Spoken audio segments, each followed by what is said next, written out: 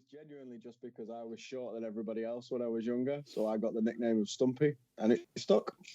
So that was it. So I've still got a few mates that still call me Stumpy every so often, so that still drops out. So yeah, there you go. Oh no, let me just change my contact details first. That happened to me when I was younger, but I got called Tripod. Oh, Why is that, Roman? Because he's fucking useless. I've got a growth. He just holds cameras up. Yeah, I was a boy at Cannon. In the trees. Oh, well. Oh, excellent stuff. I don't see a better opportunity than now to say, let's podcast.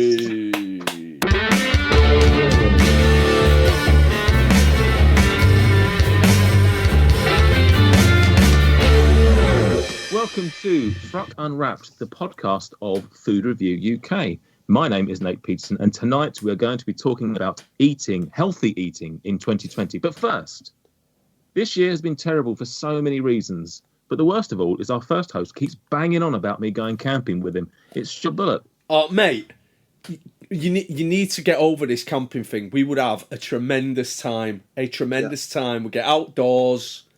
We're under the stars. Me and you cuddle together under a blanket. Bit of a kiss, bit of a cuddle. See where the night takes us. Leave the wives at home. We'd have a lovely time. You don't need to worry about being comfy. You snuggle up against me. You'd be comfy enough all night. It's weird, but yeah, it is the current main bane of my life is that Nate refuses to camp with us. It's pretty disappointing. Yeah, you're a joke of a human being, Nathan Peterson. I've got it on good authority that people camping is what's called COVID. So I'm just trying to keep up there, mate. If you realised how little light pollution there is when you're camping and you see the stars, sick, innit? It's top. It's top. Why don't you two go camping then? We probably will. Oh, correct. I'm not cuddling him. I'm not cuddling him. No, that offer was only open to you. He's not cuddling me. He comes up to Blackpool. He doesn't see you when he comes to Blackpool show. If 2020 was a person, he'd be our next host, but it's not, so he isn't. It's Michael Jamieson. Hello, Michael. How are you, MJ? Yeah, as bad as ever. So fine. Do you understand that 2020 is shit, and so are you? That was the implication. Then just making sure explicitly that you understand it. Yeah, I'll protest if I hear anything that's incorrect. Don't worry. You'll protest. What a weird way of saying protest. Michael, do you prefer being called Michael, MJ, or Mooj? My favourite nicknames in order are probably MJ, and then Mooj, Michael, whatever. Yeah. Mike. No, you're not on Mike. Mike's a Mike. You're not a Mike. And the last time our next guest came onto the show, one of them resorted to eating glass. And as if that wasn't bad enough, he then had to spend 2 hours talking to MJ. From the Man v Fat podcast, it's Stuart, Roman, and new fish, Ross, the boy Hunter, Stumpy H, Ross Hunter, Stumpy. How are we, gentlemen? I'm all right. How are you? Very good. I just want to know who's the one who can't quit the other one.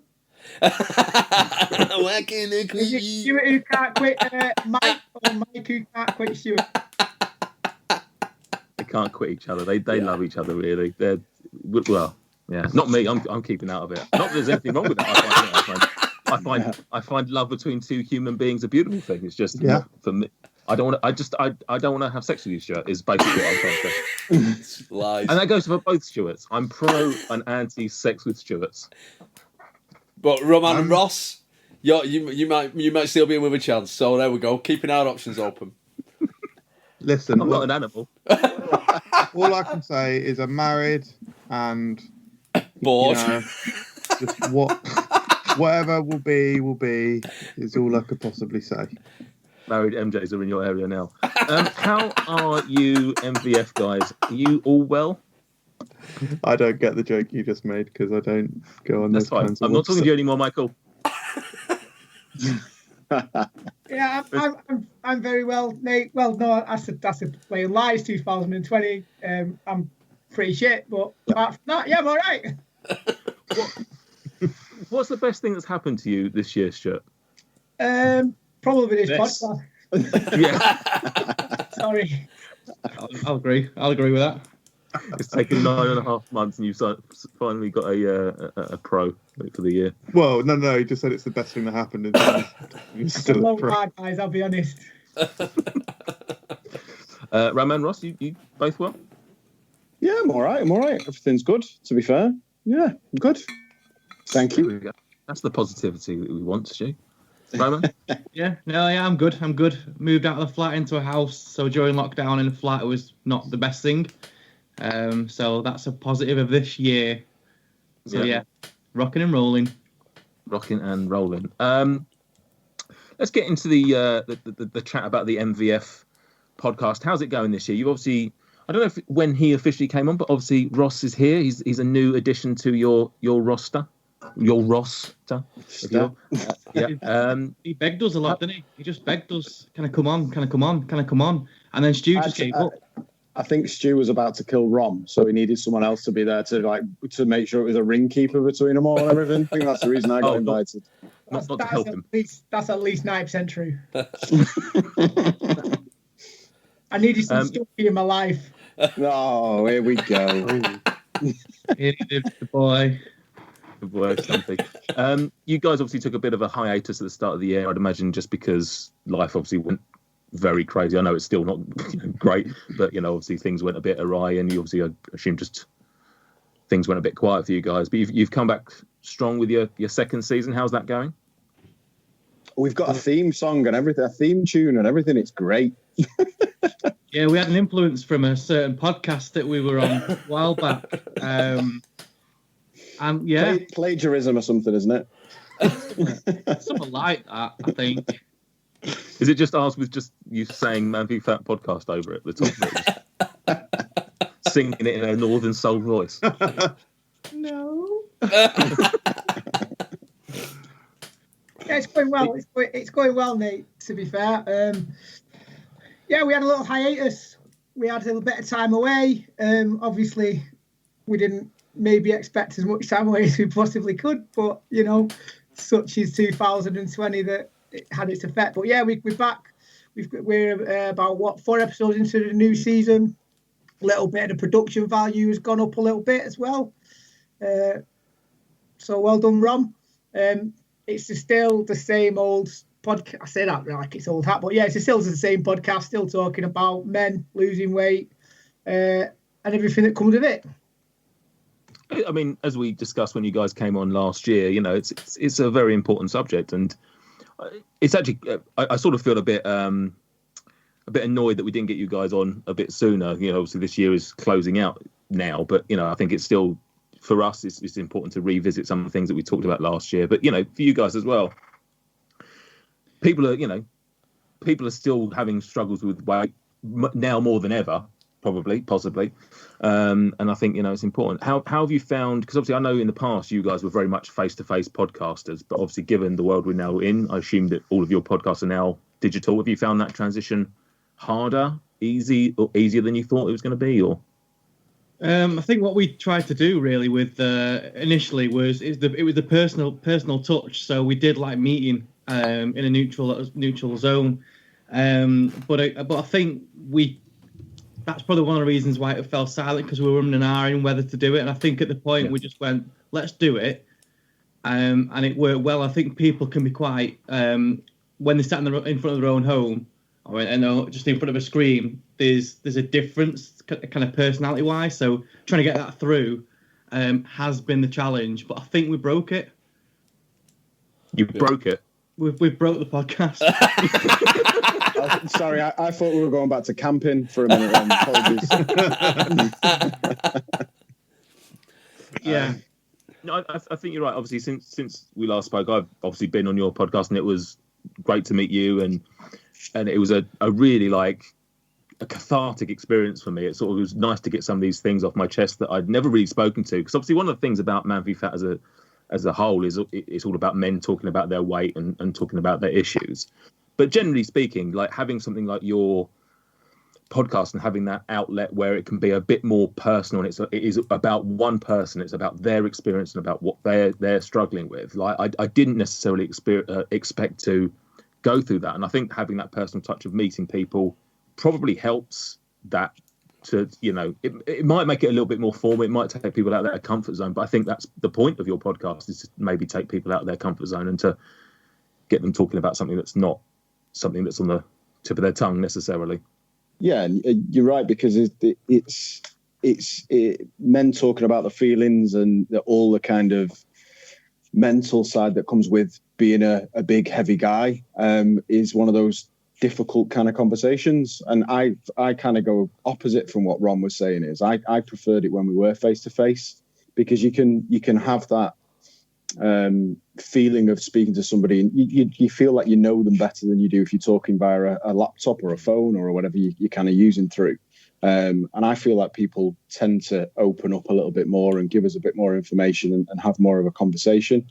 But that's just obviously it's a lot easier. I'm not having to travel miles down in the car, but it's you're welcome, mate. Watford. It was a great day in Watford. I don't know what you're talking about. I think I fell asleep for most of it. And that's when you were driving. No. No, I think another thing I miss is the eye contact, because when you're face to face, the engagement between the eyes is, again, it allows the conversation to flow. Yeah. When you're on screen, I mean, my eyes are going up, down, left, right, and it's just losing that kind of momentum. Yeah.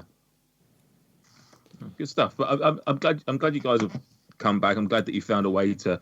I know it might not necessarily be the most ideal way, and hopefully one day you can get back to doing it the way you prefer, or or whatever you want to do with it. But I'm glad that you've come back, because I do think it's a very important thing. Are you guys still involved, obviously, with the podcast? But what's the situation with Man v Fat as a whole up there? Are you still? Because obviously, Stuart, you started coaching for a bit. Is that still coaching? Are you back to playing? What's going on with you? I'm doing everything at the moment, Nate, to be honest. So you're running the whole lot, are you? Yeah. So I took on a role as a regional manager last November, sorry. So coming up to a year as a regional manager. I live in Manchester. My region is the Southwest, which doesn't make sense. Which makes zero sense. But I do a lot of travelling, or I did do a lot of travelling prior to lockdown. So I'm fully involved. I'm still coaching. I'm coaching at Wigan at the moment. Good bunch of guys down there. A league that needed a little bit of TLC and a little bit of a steady hand. So I'm coaching down at Wigan. And I'm playing in Salford still. So I am firmly on every rung of the ladder as such. What about you guys? You still, because I'll be honest, I've dropped off the whole Man v Fat thing just because I'm just I'm trying to avoid everybody that I possibly can, and coming to close proximity with a load of guys is not necessarily what I'm looking for. But are you guys still involved? Yes, Stuart, that was aimed at you and your camping idea. I'm still playing in the Manchester League. So we're just about to start it back up again.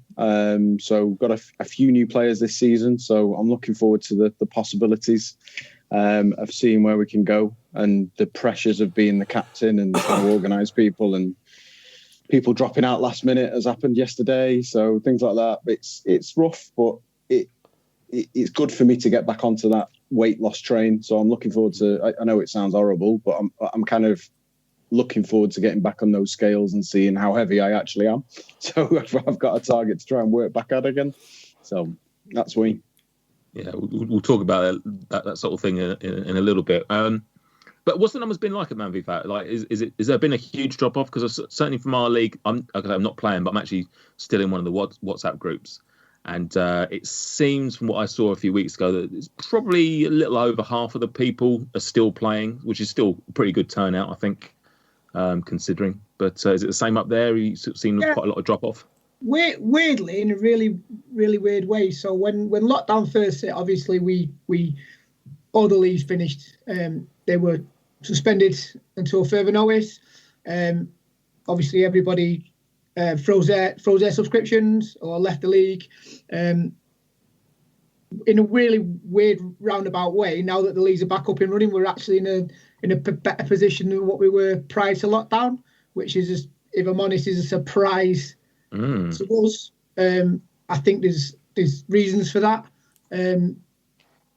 particularly obviously COVID and the implications with being overweight and having to fight the virus. So in a really weird way, we're actually in a better position. We actually have more members post-lockdown than we did pre-lockdown, and we've probably lost, I don't know, maybe 20% of the guys during lockdown. So we've kind of got 20 back and another 10 on top of that. So yeah. Very odd. I just assumed it'd be lower, but if you're doing better than pre-lockdown, that's impressive, and that's obviously good for the league and good for the exposure of the league. Like I said, I don't know where we are currently with ours, but I know it was still fairly decent retain. But obviously there had been a drop off. Cool, lovely stuff, guys. Well, it's good to have you back on the podcast, so thank you very much. We're going to do a little. This is your second time on, although not for Ross, but we're going to count it as your second time. Second time guests get to play a little game of either or. So I'm going to fire some either or questions at you, some what ifs, and I just want your initial reaction instinct, which one you would prefer. There's 9 in total. You'll get one each, and I'll just do it round robin style. So starting with Stu, Coke or Pepsi?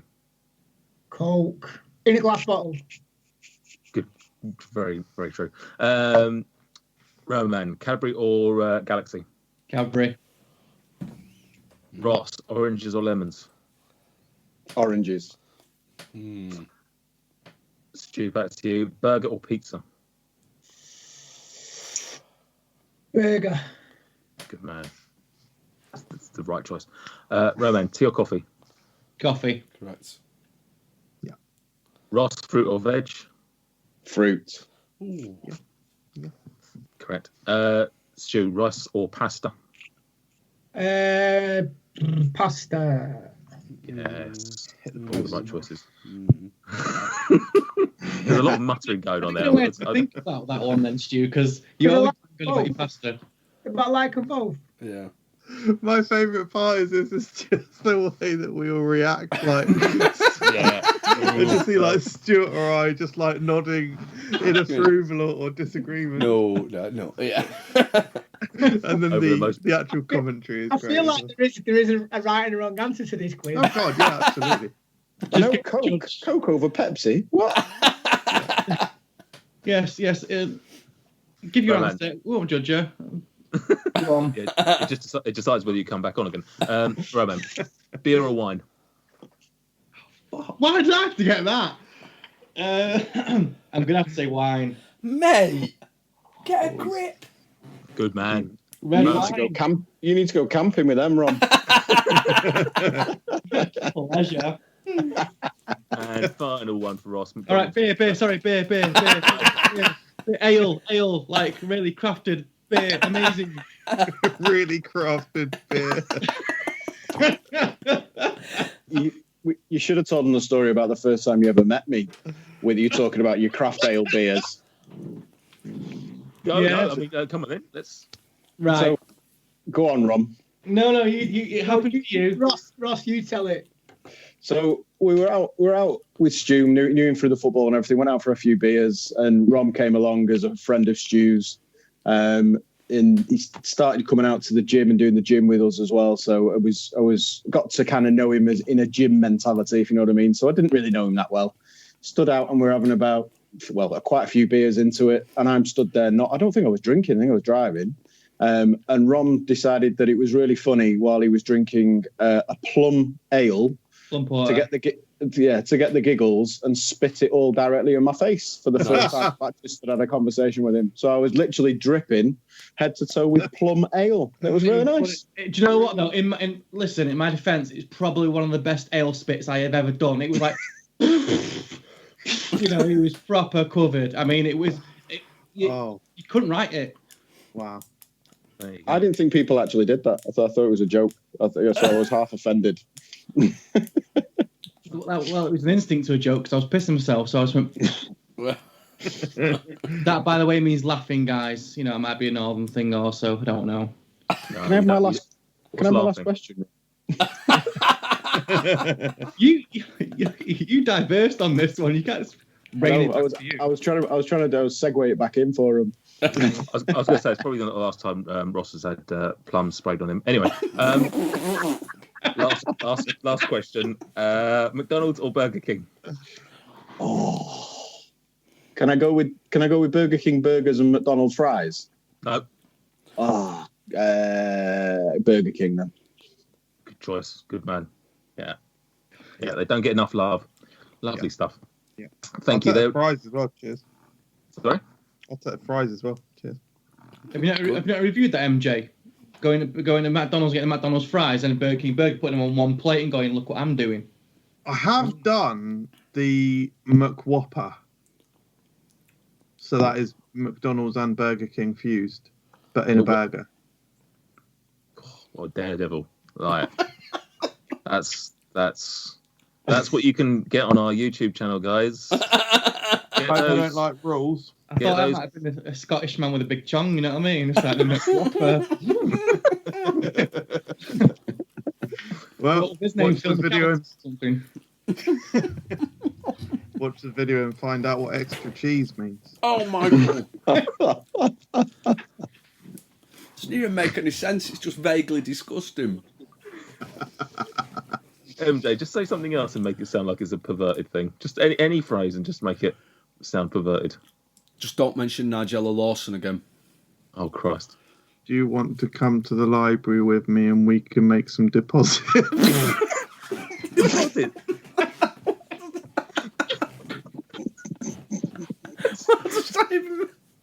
What are you depositing? You mean the bank? Fucking idiot. Right. The best sharp line ever. Did it work? Right, Roman said that he can sing along to Quivia, so go ahead, Roman. Q-U-I-V-I-A. Yeah, it's Quivia time to play Quivia. Q-U-I-V-I-A. Yeah, it's Quivia time to play some Quivia. It's like a cross between some trivia and a quiz and a such extends apart the two of those two aforementioned words. Q-U-I-V-I-A. Yeah, it's Quivia time to play some Quivia. Q-U-I-V-I-A. Yeah, it's Quivia time to play some Quivia.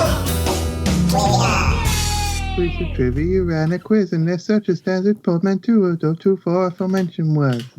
Oh my God. Beautiful. You didn't learn the rap, Rob. You didn't learn the rap. That saves you some editing, Stuart. Yeah, just leave that in. Yeah, absolutely. Right, I didn't tell any of you, but you're probably going to need a pen and paper for the next thing. Yeah. Luckily, mate, we're all in our home offices now, aren't we? Absolutely. Well, genuinely, yes.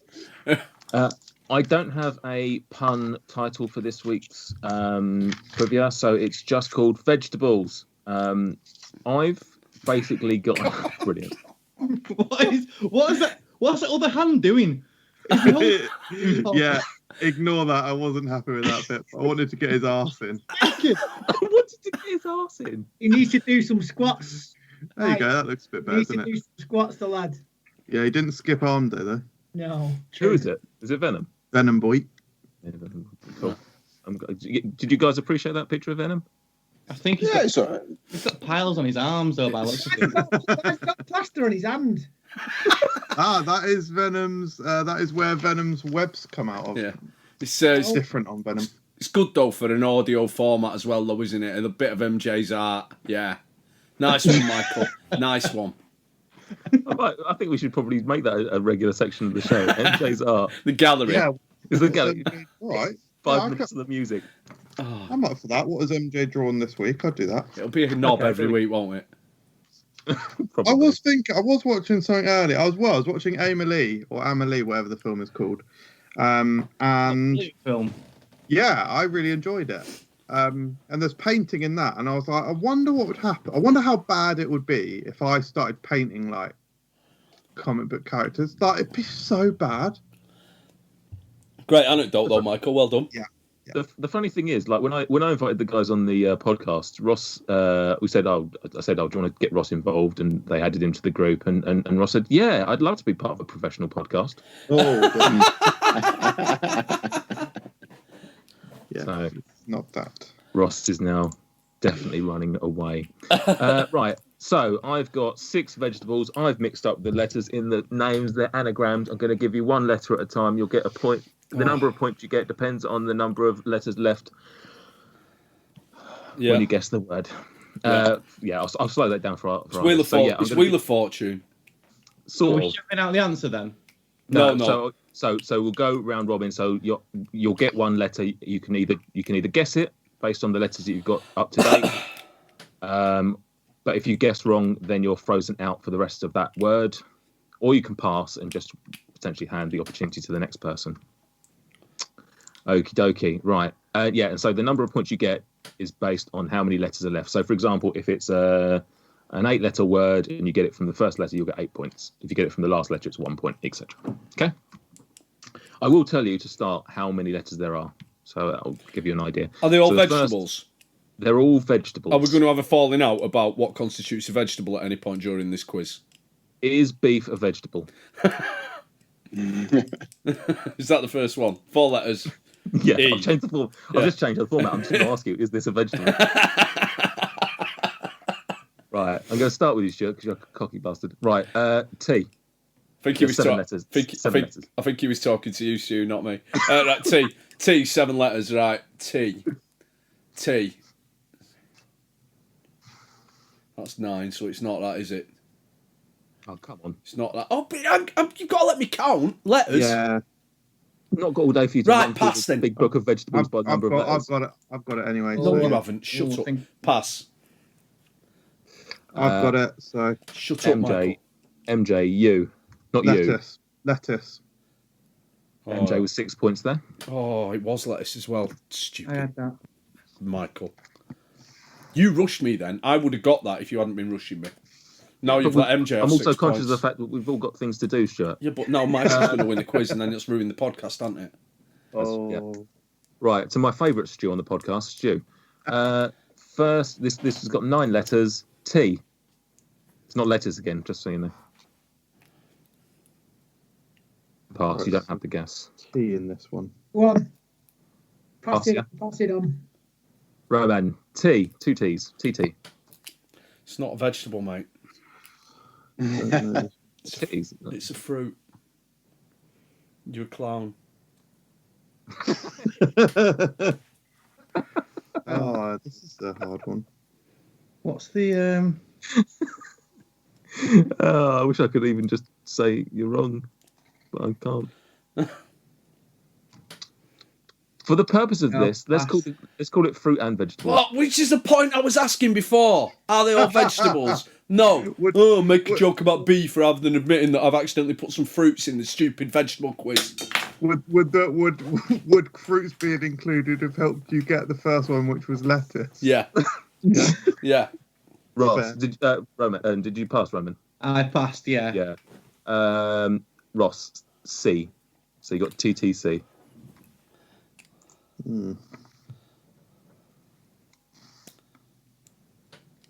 I'll pass on that. Come on then, Stuart. It's a courgette. Courgette, well done. Oh, well played. I didn't even give you the letter. It was a G. Well, he got it straight away then. All right. How many points MJ. do I get? You got 5. 5? Yeah. That's fair. Shut up, Michael. MJ, up to you.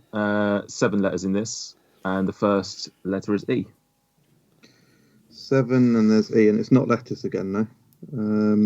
I've not duplicated. I may have accidentally put in things that are technically fruits, but most people would probably consider them to be vegetables. And it's got E in it. Yeah.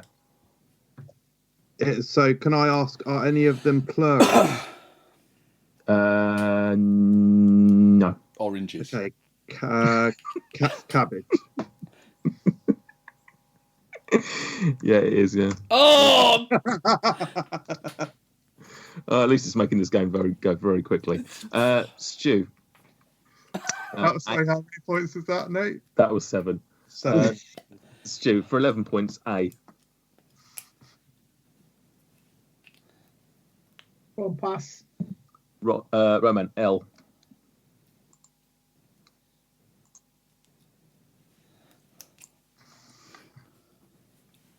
Oh, pass.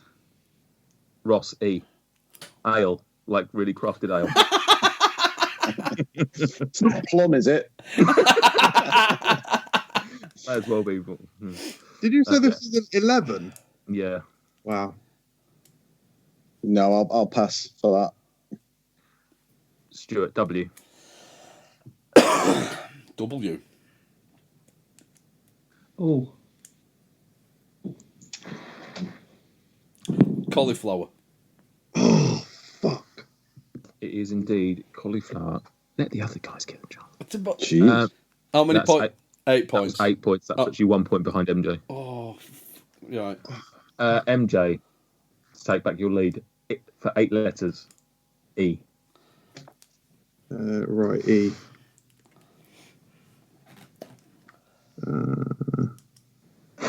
Shit. That's his 1, answer. 2, 3, 4, 5, 6, 7, 8. Well, I might as well just guess celeriac. Correct. No. Stu, C. Oh, it could have been celeriac. Could Should I just have it anyway? No. No. What's it? EC, Stu. Pass. Roman, U. what was the first one? E. E, yeah. ECU. Oh dear.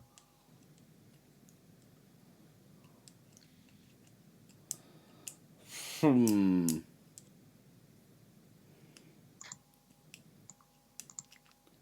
Eight letters. I'm struggling on this one so far. Cucumber. Yeah. There he is. There he is. Ah. Is that 5 for Rom there? 5. I knew Rom would get the Held- phallic one. There. Held it, Simon about there. Yes, get in. Ross, you're to start with 9 letters. B. Oh, I know it. Fuck. You know it from B. I know it, yeah, 100%. I'm going to write it down to prove it.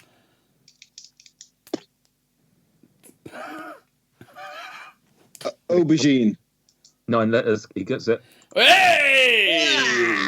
Just to prove that I also got it. Yeah. I wouldn't have got that because it's a fruit. And you spelt it wrong, Michael. Yeah, I know I have to. I got it. Yeah. Well done. German spelling like Aubergine. Well done. Yeah, I'm really sorry, Stuart. I'm really sorry that you can't get your head around the fact that some fruits are also vegetables. And Stu gets no points. Oh. Well done, MJ. You won with 14 points. Thanks very much, Nate. Just want to say. How's he got great 14? game. He got 6 for the first for question 1 and 7 for question 3. He did. I wrote down 7. That's really stupid, isn't it? Yeah, it is. Excuse Oh, me, you what? both draw with 13. No, hang on. What? No, but I get a bonus point for getting it on the first letter, innit? Actually, yeah, you get a bonus point for not kicking up about the fact that some of them are fruit. So, Yeah, I just want to say, Nate, I thought it was a really well done game. I like the inclusion of fruit as well. I think that was a clever curveball. Well done for winning the guessing game, Michael. Thank you, mate. It means a lot coming from you as well, the former king of Quivia. Yeah, it's good, isn't it? Yeah.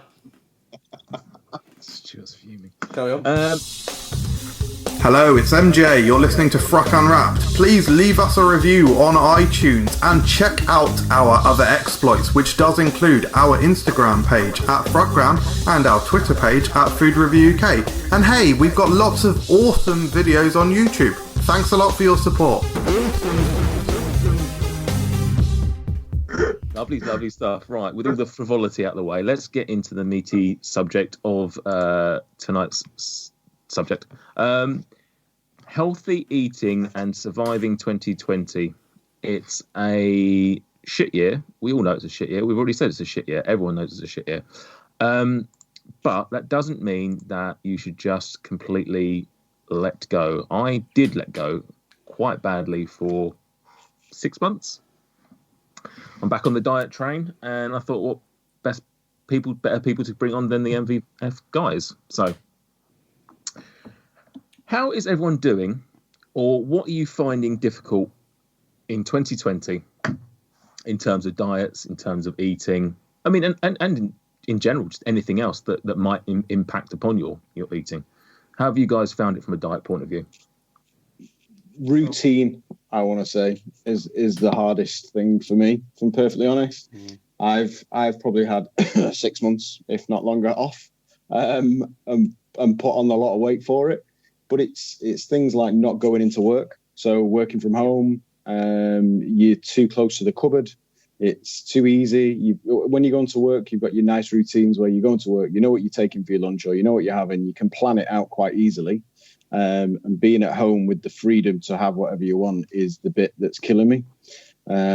Too easy to get chocolate and things like that, or nibble and snack. That's been my downfall, if I'm honest. What about the rest of you? Like, obviously, Stuart and MJ, we've obviously had quite a lot of conversations amongst ourselves, and there's been quite a few people that have been asking us questions about, how our year's been. How have you guys found it? I drank for the first 6 months. No, I drank for about the first 3 months. I drank a lot, just trying to, because there was nothing to do. Boredom played its part, I think. So I've probably put about, I don't know, maybe 7 pounds back on, about half a stone, I think, from where I was pre-lockdown. But back on it, trying to adjust to the new normal, and that's what it's all about. It's about readjusting and resetting and resetting your goals. So if your goals prior to lockdown was, I want to lose 6 stone, majority of people that's not going to happen for, because the world's a different place. So it's all about readjusting, getting used to what the new normal is, getting into what the new routine is, and just trying to just build some habits from there, really, and stack some habits on top of each other. What about you, Roman? Have you struggled? Have you sort of been able to keep going? No, I struggled. Like what Stu said before, he drank. Same.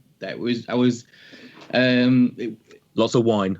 Yeah, everything. No, but I knew what was going wrong, because I'd literally touch every alcohol, get bored of that, and move on to the next. So I started on the beer, then the wine, then the gin, then some rum and stuff like that. And I was going through. I said to the missus, I just turned around and went, "What am I doing?" I says, "I'm getting bored of drinking," and it was. I mean, this way, obviously, it has for everybody, but I had a good plan for this year. I'd had a notice in my job. I was going to go solo as a videographer. I had some work in the pipeline, but during the notice period of my work, that's when lockdown hit. And I have been, up until I think 4 weeks ago, I was probably the lowest I've ever been, ever been. So it's really, I'm actually welling up now speaking about it, if I'm honest. So you're talking about emotionally the lowest you've been? Yeah. I was drained. So I was drained. There was nothing positive going on. So I had to adjust that, and it's a lot of it is kind of self-discipline, and the light was shining through many kind of avenues when gyms were able to reopen, and football again coming back. I think I've got a lot to thank for Stu as well. So since last Thursday, I'm now a player support officer for Man v Fat. So I'm actually working for Man v Fat. So, and that's the best thing that's happened to me this year. Moving house is secondary to getting a job with Man v Fat. That's how much I love this company. And prior to that, I was keeping in touch with Talk About It Mate, the mental health group. They got me through a lot. And yeah, I'm off the alcohol now until Christmas with these two. We've got a little pact going. I think they've been going a month before me, but it's really done well. So I've had a few non-alcoholic beverages from Tesco's. And I do actually at some point want to get Stewart on to do a nice little video podcast, maybe. Yeah, man. To try some non-alcoholic ales or anything. But it's just, again, like Stu said, it's accepting that new routine change and not even challenging it, just making sure that it works for you. And it's only the past 2 weeks that I've actually start to feel good about myself. Does that come in line with the non-drinking, Rob? Yeah, a lot of it, mate. A lot of it. And to be fair to the guys on this, I said because I was very similar, the same, drinking a hell of a lot of beer, and to be fair to the two guys, they pushed me because when we were doing our podcast, every time I do a podcast, I was like, I'm thinking about not drinking beer. And Stu went, right, Ross, I'm sick of this. Right, let's just do it, and we'll all do it together. So to be fair to them, they've kind of got my back a little bit. And I've not had a beer for 6 weeks, which is just unheard of for me. Do you know what I mean? It's great. So thanks to these guys as well. I much appreciate it. Sticking with that non-drinking thing, come to you, Stuart, because obviously I know you had one recently, but generally speaking, you're sort of off the booze for a little bit, aren't you? Yeah, so it's such a big thing for me, the beer, because I had a realisation that some of the beers that I drink, I think we talked about calories last time you guys were on, and you generally think to yourself, you think a beer's a couple of 100 calories, don't you? A pint's a couple of 100 calories, there or thereabouts. If you go to the pub and have 8 pints, you're doing 1,800 calories, 1,600 calories or whatever, and that's you just make amends with that. I looked at one of my cans. Cloudwater in Manchester has started putting calorific contents on the beer, and one of my beers was 450 calories for a can of beer. Yeah, I mean it was an 8%, but I've never really put two. Obviously, I realised that alcohol is calorific. But I don't know. I just hadn't really. I never really put 2 and 2 together. So for me, if I'm drinking 8 beers, I'm not drinking all 8%ers. But I might have a couple of 4 and 5%ers. Then I might have a couple of just steady IPAs at a 7 or whatever. Then I might have a couple of big boy IPAs at 8.5. I might finish off with a 13-14% Imperial Stout or something. That could, that beer. We're talking thousands of calories a beer, and that was fairly regular, So for me to try and lose a bit, I've had to knock it on the head. And you're right, it does. When you've not drank, you're not as tired the next day. That has an impact on your mental health, on your ability to cope with things. When I stopped at the beginning of September, and I had a goal in my head. Either 2 stone lost, or we're going to York in a couple of weeks. Whichever came first, I was going to let myself have a beer, and I didn't get there. I had last couple of weekends. I've had a couple of beers on a Friday night, but I'm not beating myself up about it. It was just a kind of nominal goal. I probably won't have a beer this weekend, just because I've not lost any this week. So I'll be really good this week, but.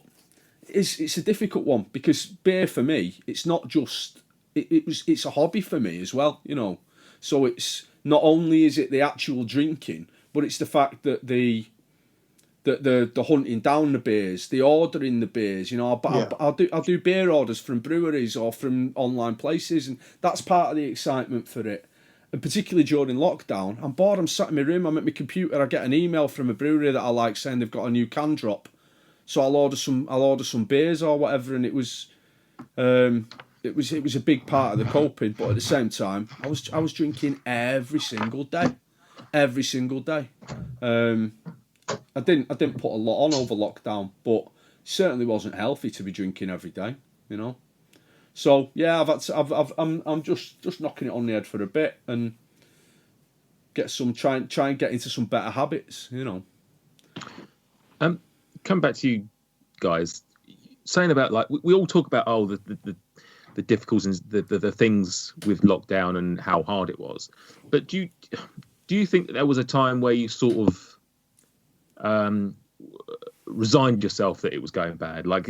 For me, at the beginning of lockdown, or even before then, I was just like, fuck it, the world's coming to an end. What's the point? I'm already going to lose a load of other things that I enjoy. I may as well just eat what I want to eat and whatever. It wasn't a concerted effort to go, I want to put on weight or anything like that.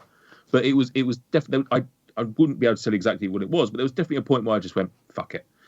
Did you have that same sort of reaction, or was it just a case of life became hard and before you knew it, you'd snowballed into doing things that you wouldn't have necessarily done this time last year or was it just a almost a switch of, well, let's just enjoy ourselves and drink and eat and do whatever we want to do? I think for me it was a switch, Nate, if I'm honest. I think for me it was a switch. There was probably, I don't know, maybe that 4-week period when lockdown proper started, where it was just, and I think it was just unprecedented. We all know exactly what it was about. You know, nobody's ever experienced this before.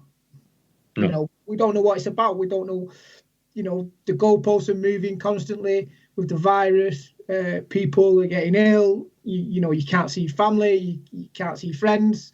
It's just absolute utter chaos. And I think that kind of started seeping back into my life. That chaos was, in a way, I don't think it was a conscious thing, but I think it was a subconscious thing that, the world is so chaotic that I'm going to try and make myself feel a little bit better, whether that be with alcohol or food.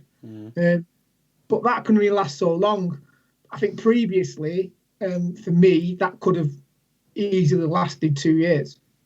I think with my eating habits and the way that I've dealt with things in the past, I think that could have easily spiraled into a 2-year kind of episode, shall we say, before I have a word with myself. And it didn't. It was probably, I don't know, maybe 10 weeks, if that, where I was like, you know what, I've got to change. I can't carry on drinking every day, and I can't carry on just eating, you know, absolute crap every day, because I don't feel good for it. And like what Stuart said, you know, you don't feel good for it the next day, particularly when you're knocking 40 like me, dealing with the hangovers and the tiredness, and it's not just a 1-day thing for me. I'm not just tired the next day. I'm tired for like two days after, because the sleep that you get when you're under the influence is crap. What comes with that as well is you try and eat to make yourself feel better. So you consume more calories to try and, you know, soak up the beer and feed the kind of hangover and make yourself feel better. So a little kind of drinking session of maybe drinking 10 beers, and I'm like you, Stuart, I drink everything, different strength IPAs, all different kinds of stuff, actually seeps into maybe 3 or 4 days into my week, and then my week's gone. And it's like, where did that week go? So yeah, so it wasn't necessarily I don't think it was a conscious thing to get back on the wagon, but I think it was something that obviously just naturally happened with where I'm at now anyway. Yeah. I want to sort of go back a step, because he disappeared while we were talking about it. MJ, what's your 2020 been like in terms of diet? Is it, because I know you're not, you know, you obviously had a spell last year where you were trying to lose weight, and we're doing very well. But obviously, I don't know where sort of that stopped, or if it even did stop, really. How have you found this sort of last 6 months to a year? In terms of dieting, not necessarily dieting, but just in general, just eating and stuff. Yeah, so it gradually tapered off, and there was several reasons and several contributing factors that have sort of affected it. So at my lowest point, weight-wise, not emotionally, I believe I'd lost approximately 2.5 stone. It was about 2 stone, right? No, it was about 2 stone. And that was sort of February, I think. Or no, actually, I think I waved a little bit around Christmas. So let's say it was approximately December. And at that point, I was still running, and I hadn't really addressed that much in regards to what I ate, because I find it so hard to eat healthily anyway.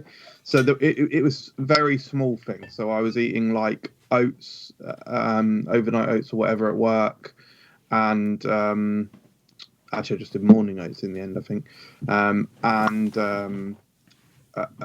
like the occasionally slightly healthier meal, so like grilled chicken instead of like less chicken nuggets and more grilled chicken, that sort of thing.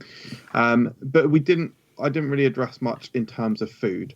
It was the running that I was doing, so I was running 3 times a week, and I was also walking to work as well, which was quite a big change. It's not far. It was like a 15 to 20 minute walk each way, but obviously doing that 5 times a week was something that I wasn't doing. So that's like 30 to 40 minutes exercise a day that I just wasn't getting before. So then So then lockdown happened, and I was still running. Was no longer walking to work. That I don't know if it was the not walking to work that did it, but when I was running, I got up to being able to regularly go for like 2 to 3 miles. Yeah, certainly like 2 miles was, I think, basically what I was doing. And I don't know, when I cut out the walking to work, well, I didn't cut it out. It was cut out. I don't know if that had some sort of knock-on effect, but my running just completely wasn't able to sustain more than a mile. Look, I was doing a mile every single time I went running, and it was killing me. So I was like, this is ridiculous. Anyway, and then the running. So I was keeping up with the running until probably, I don't know, it's probably 2 or 3 months ago now that I've not run for. So my foot just started hurting, and it was hurting for about a week. So I didn't run for like a week, and then I was just not been running. I never enjoyed running. Do not like running. I also don't like going for aimless walks. So I think Claire and I went out for like maybe one walk at the start of lockdown when we're like, oh yeah, we need to be active. And I was like, yeah, I just hate just going for a walk. I'm not about that. So yeah, annoying. Food wise, probably got a little bit worse this year. Towards the beginning of lockdown, we were having more takeaways than usual. That's sort of tapered off now. Sort of the last probably four or so months, we're back to one a week, which is standard, and I would never change that. Yeah, and I haven't weighed myself for a couple months now, but I had put on definitely a stone, and I felt that definitely on my clothes. I felt that, and in my face you can see it. I'm not sure if I've put on much more since then. It's hard to tell now, but yeah, I'm still very eager to continue the journey of losing weight rather than gaining. However, I honestly feel like one of the only things that I have at the moment in my life of joy is food, and I do find it so hard to eat healthily because I just don't like health. I just don't like healthy food, like generally speaking. Like I just don't like Subway salad. Fucking amazing, great. If all healthy food tasted like Subway salad, I'd be laughing. It's like that every day, then, mate. Just get that morning breakfast. Yeah, so I have bought a couple before and just put them in the fridge and had them 2 days on the trot. Has that got any fruit in it? Have you not tried replicating a Subway salad, though? It's weird, I have, and I just can't get them to taste as nice, even though it's just vegetable and a sauce. I don't dig the salads I make at home. I don't understand. It might be quality of ingredients, maybe. I think it must be a mental thing, because I'm sort of the same. I mean, I have, when I'm dieting and now that I'm back on it, you know, my lunch pretty much every single day, certainly during the week, is salad. Yeah. And yeah, it just doesn't have the same. It doesn't have the same enjoyment factor that it does when I get a Subway salad. But that is, I'm sure it's purely a psychological thing. It's still a takeaway of sorts, and therefore it feels naughty, and therefore it feels better. Also, there's probably a lot more in there that I wouldn't necessarily buy and put in there myself. But yeah, that's the thing. Like MJ just said there about food being one of the only things he enjoys. I think that's the thing. All of us here have been big at some point in our lives, and therefore there's a reason for that, whether it's food, whether it's drink. And unfortunately, because of the chaos of this year, we all rely on crutches to make us better, and old dabbits. Yep. Old habits. Stuart there. Yeah. Die hard, and unfortunately these things have seeped back into our lives. I don't mind saying on this podcast, I put on 2.5 stone over this summer.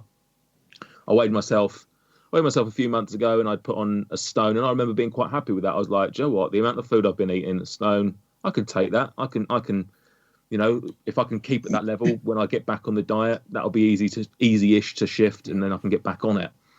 And then, you know, the last few months before I started kicking on again, I was just like, I weighed myself again, and I was like 2.5 stone, and I was like, shit, this is pretty bad. Yeah. That was similar to what happened to me about probably 2 months after lockdown. I was like, it might have been 2 or 3 months. I weighed myself and I was like, oh my God, I've really slacked off massively. At this point, I was still running at least, but I'd really slacked off and had like 2 takeaways a week quite solidly. And I'd only put on something like 4 pounds or so. I was like, oh, this is fine. Like, that's fine. And then like, yeah, it was like about 2 or 3 months ago, I'd weighed myself. I was like, oh, it's definitely over a stone now. That's less good. Wow. MJ aside, is it fair to say the rest of us are back on it in some capacity, trying to shift what we've put on? Or correct? Yeah. What for you was? I mean, obviously, Roman, you've said about how low you were, and that's helped. Well, not that's helped, but that was where you sort of started realizing that maybe something it was time to do something about it. But what about the rest of you? Was there actually a switch or something that changed that made you want to get back on the wagon and start losing? Was it anything specifically, or was it just realizing this is with us forever and it's time to stop hiding our heads in the sand? Well, for me, it was the Manchester Marathon. So me and Rom signed up to do the Manchester Marathon. It was due to start in April this year. So I had all the good intentions previous year to get fit, run for it and everything. And then Christmas, I think it was Christmas, where I really just let my hair down, and I started COVID early. So I really went for it. And then when COVID hit, it was like a blessing for me because the marathon got moved. So it got moved to October, and I was like, right, okay, come on. You can kickstart this now. You've got time to actually start losing your weight and get back into the fitness and get to run it. And then it moved from October to April. So by that time, it was probably, when was it? Did it move? It was about August, something like that, Ron, when it moved from the October to April. Yeah. And at that point, I was like, I'm just about to go on holiday. This is great news. But I kind of taken it as that. How many chances do I need? Do you know what I mean? Before I miss the opportunity. So it was that kick up my bum, because I'm quite a goal-driven person where I need to have a target for me able to aim for. Yeah. And just a weight target isn't always the best one for me. I need some kind of physical challenge to be able to go, right, okay, I'm going to do this, and I'm going to be proud of myself when I've done it. So that was my kind of Kickstarter. So I've got till April. Good man. Well, good luck, mate. Good luck. I'm going to need it.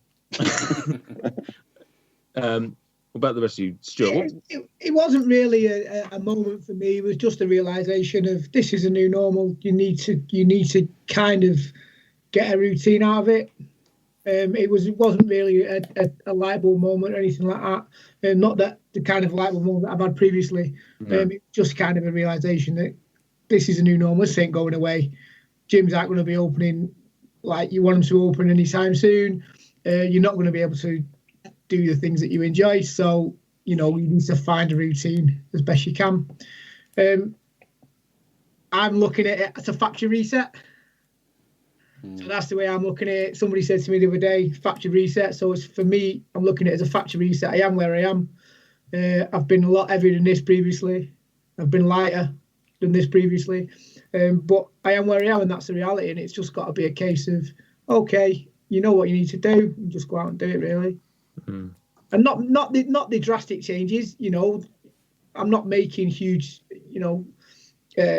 massive changes to my routine. I'm finding what works for me now. I used to do a lot of walking, particularly with work when I'd go and do leave visits, tend to get the train and walk from the train station and stuff like that. I'm not able to do that at the moment. So it's just trying to find the new routine in the post-COVID world as such. It's going to be a really stupid, obvious question, but I mean, how important is it? If there's anyone listening out there that is struggling, which is probably quite a lot of people, because you guys, obviously, I know the journey, as you guys hate the word. I know what you've gone through. You know what I've gone through. I know Stuart's worked hard. MJ's worked hard. We've all lost weight in recent times, and obviously this has happened. And it's even people who are disciplined struggle. So there's obviously other people out there that aren't disciplined and haven't lost weight and are going through this. They might have been at their biggest before this happened and have gone bigger because of the lack of routine, etc., etc. I don't want to become preachy. I don't want to tell anybody they have to lose weight or anything like that. But if there are people, listening that are struggling, or maybe not even struggling, but just are not doing what they should, could, whatever, how important is it that people try and do something with the time that they've got now and not let it get, to a position where it's too difficult for them to have that factory reset?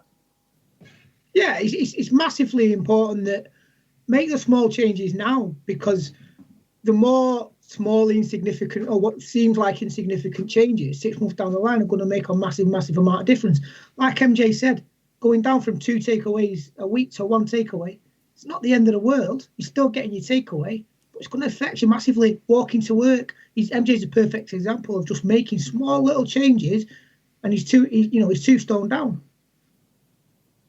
It doesn't have to be these massive, big changes to your routine and to your life. And the thing is, discipline's overrated.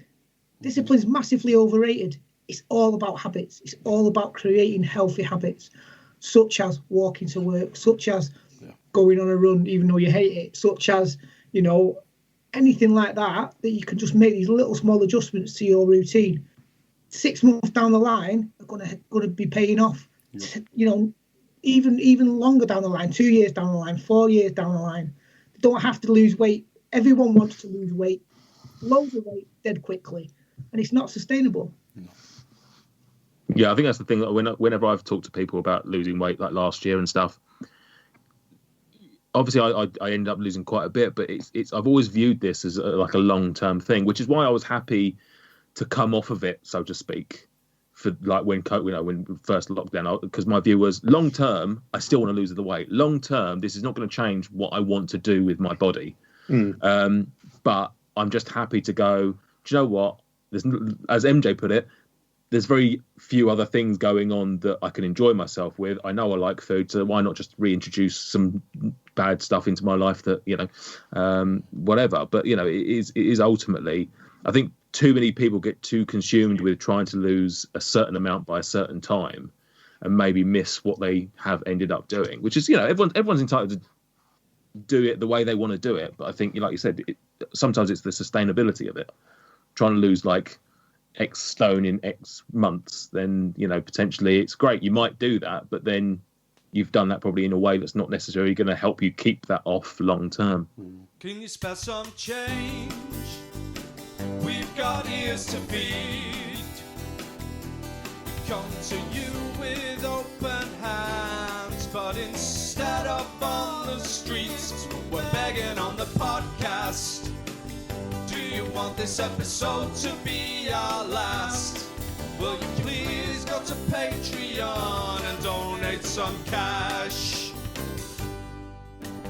If you enjoy the Food Review UK content on YouTube and here on the podcast, then please consider heading to patreon.com/foodreviewuk and making a small donation.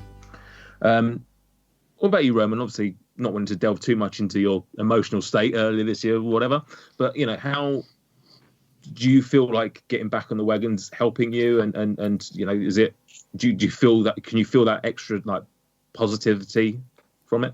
Yeah, absolutely. It's kind of a project presented itself in front of me without me even wanting that project to surface.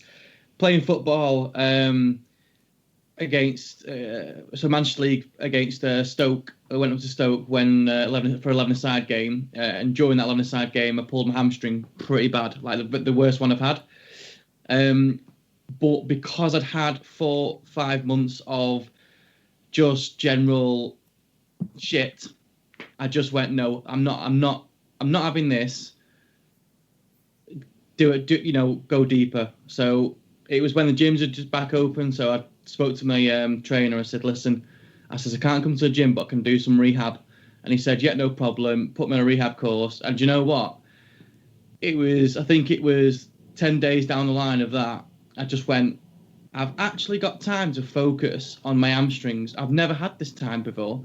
I've always had to do something. I've played football or whatever. I've actually got weak hamstrings, and I've set myself up till Christmas to just do hamstrings. I mean, I saw a stew in the gym this morning, and I was just doing my own things, and I've been doing that exactly that workout for the last 8 weeks. Sorry, what we in now? September, October. Yeah, so pretty much 8 weeks, and it's been an absolute joy. Just it's like when lockdown started, everyone started decorating and doing them odd jobs at the house. For me, this was doing an odd job on my own body. Yeah. Do you know what I mean? I was strengthening my hamstrings where I need to do that because I'm about to do a marathon next year. But also, it's getting me back in the mode of the gym, and it was that little momentous thing that was keeping me going, and that's why I think what was related to what Stu was saying is if somebody wants to lose weight or is going to go for it, it's hang on to that little thing, because it's that little thing that can manifest something more. You know, if I've got to think like MJ was saying, I'm going to limit myself to one takeaway a week. Do it, because me and the missus have done that now, and on a Saturday night we have our you know, it's either a Friday or a Saturday depending on how it falls, but we'll do whichever one we fancy, and I'll always let her choose, because if I choose it'll be like, I mean, because when I make a KFC order, my KFC order it's about 20 quid's worth of KFC when I order it. That's what you need, yeah. So but men never choose takeaway anyway, because if they do, it's like men never choose takeaway because it's what should we have for takeaway tonight? The woman, sexist. The woman. Oh, I don't mind. Oh, cool. Let's have kebab. No, I don't fancy that. Oh, let's have Indian. No, I don't fancy that. Cool, you choose. Did that help? Sorry, carry on. Oh God, you know what? I just That's the thing that I was saying, no wrong. That's a factory reset. That's whatever way you want to look at it. That's a factory reset, and that was probably one of the first times you'd kicked a ball in 6 months, having not had the best of times physically and what you were eating and what shape you were in. It's no surprise that you tore your hamstring. You know what I mean? Yeah. And it's just that factory reset of saying, okay, I'm going to concentrate on this for the next few months to try and get where I need to be. Yeah. So we've talked about obviously what's not worked and the importance of, you know, doing it. Sort of we've already sort of touched on it to some degree, but like, what can people do then? Like, we are living in a completely different world than we did 6 months ago. You know, we started this whole thing. Ross mentioned about structure. I was the same when I was dieting. It was easy for me. I knew what I was eating when I was at work. I would literally on a Monday morning I'd go to Tesco. I'd pick up my lunches for the week. I'd get a load of salad stuff, like et cetera, et cetera. I'd literally have my whole week of lunches. And I think that's probably where I struggled most during the day. We don't have that. And working from home, it's a lot harder to do that sort of thing, because it's easy for me to go, right, Monday to Tuesday, et cetera, and detail that. But at work, I don't have that temptation. I'm in the house. I do have that temptation. Those things are here. Unfortunately, I live with my mother-in-law. She has stuff. I can't just force everyone in the house to be eating the same thing that I'm going to be eating, et cetera, et cetera. So what can you said about habits there, Stu, but what can people do to try and get those in? Or let me rephrase that question. In the world that we're in, what should they be doing, or what do you think is a way of doing it in the world that we're living in now compared to where we were last year? You've got to identify what your new routine is. You have to identify what your new normal is. So what does your average week look like? Identify that, make a note of it, write it down. Where can we make changes there? So it might be the fact that you find that you're having 2 takeaways a week. So easy win, get that down to 1. On the other one where you'd usually have it, just make something that you know, fakeaways. Yeah, all right, we all know they don't taste quite the same, but we can kind of trick ourselves a little bit into thinking that we're having 2 takeaways a week when really we're only having 1. So anything that can reduce the calorie intake of that meal, that'll trick you into thinking you're having something that's a little bit naughty. So that's an easy win there. Walking's a massive one at the moment as well. Getting your steps in, nobody's moving anywhere. You know, the majority of people are probably working from home. where can we get the steps in that we need to get in? So I know for a fact that today, I worked out this morning, so that's not too bad, but I've done less than 4,000 steps today because I've been working at home. What I'm going to do tonight, get my headphones on, go for a little 30, 40-minute walk round the block. Yeah, it's boring. Get a podcast on, get it in, get your steps in for the day. Do that 2 or 3 times a week, and that will make a massive amount of difference. If anyone wants to listen to a podcast while they're working, I can recommend the podcast Man v Fat. Actually, what is your podcast? Is it actually MVF or is it Man v Fat podcast? What's the official title? Man Fat podcast. Is it Man v Fat? Cool. It's just on the social media every now and again. It comes up as like MVF or something like that. He's wearing a T-shirt with it written on, Nate. Sorry. Again, the audio. It's an audio format. If anyone can see Roman's T-shirt. Yeah, search for us on socials, you'll find us. So yeah, little changes like that, but we have to identify what the new normal is. So it's good to. I'm a big advocate of buying a whiteboard, and you can buy them from Asda. Less than a tenner. Got every day of the week in it, and just planning your meals as well. So you can also. That doesn't mean that you're planning. Every meal doesn't have to be healthy. You can plan your takeaway in there. You can say that Monday to Friday I'm going to eat really, really well. Saturday, Sunday, I'm going to loosen the reins a little bit. I'm going to get my 3 walks in a week and, play a bit of football or maybe get a couple of runs and if you're into that, or, take the kids out, get the ball in the park. It's just about getting out there and getting active and just taking back control, because I think that a lot of people feel as though there's no control. COVID's, all over the show. That's out of our control. The government, don't want to politicise this podcast, but the government. Feel free. I know, mate. Feel free. Fuck the government. Burn them all down. Your government don't know their ass from their elbow. So it's about taking back a little bit of control of your own life. The only way to do that is to plan what does my average week look like? Where can I make them adjustments? And just start there, and don't have to be major changes, just small insignificant changes, like 3 walks a week and getting your 10k steps in. They'll make a massive difference further down the line. Yeah. Ross, coming back to you, you've obviously kicked back in. Like, are you finding it different trying to lose the weight now than you did last time? Yeah, because to be fair, it's down to different teams that we're with.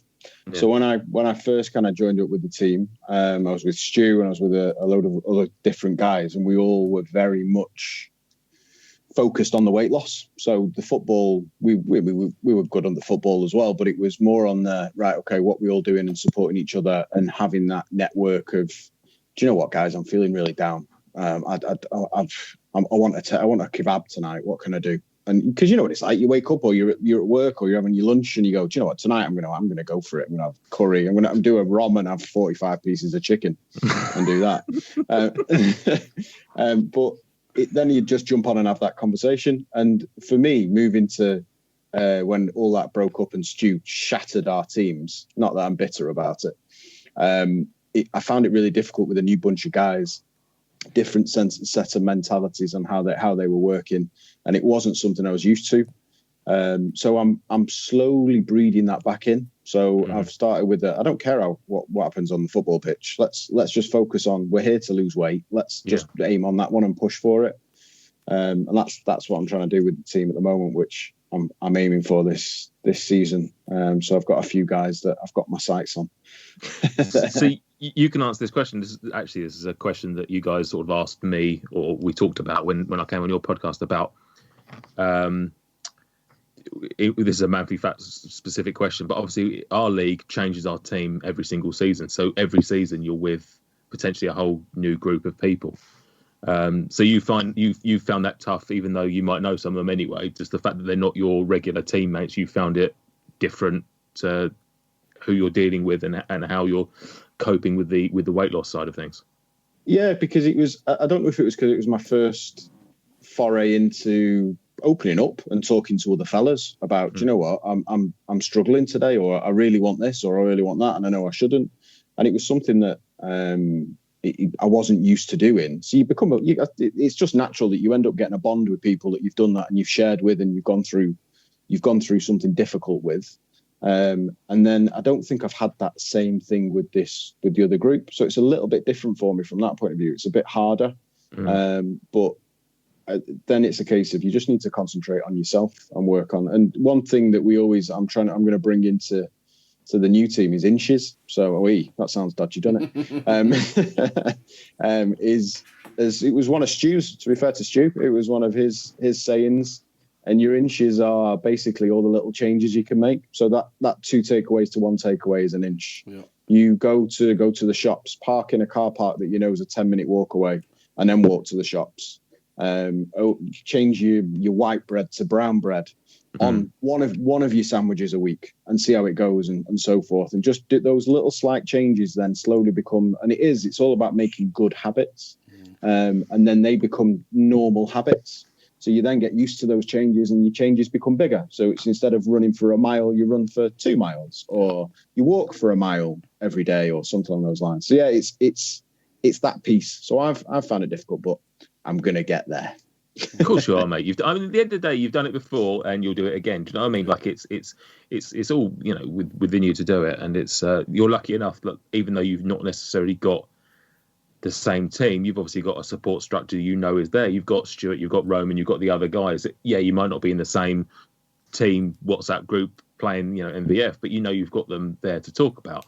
And actually, that's the last thing I want to very quickly touch on with Stuart, I guess, and MJ if he wants to. But like the importance about talking about your weight. We obviously talked about this last year when the guys were on before. But Stuart, you obviously, I don't remember. I know you've tried to lose weight in the past, but I can't quite remember whether you were so open about it, I guess, on social media. Whereas this time around, I've obviously been aware of you posting that you're losing X pounds a week and et cetera, and being open about it. Do you find it easy or difficult talking about like weight and difficulties with it or anything like that? It's a shame. No, I don't find it easy. It's a shameful thing, because in 7 years I've put on 7 stone. It's horrific, and I'm completely ashamed of what I've allowed to happen to myself.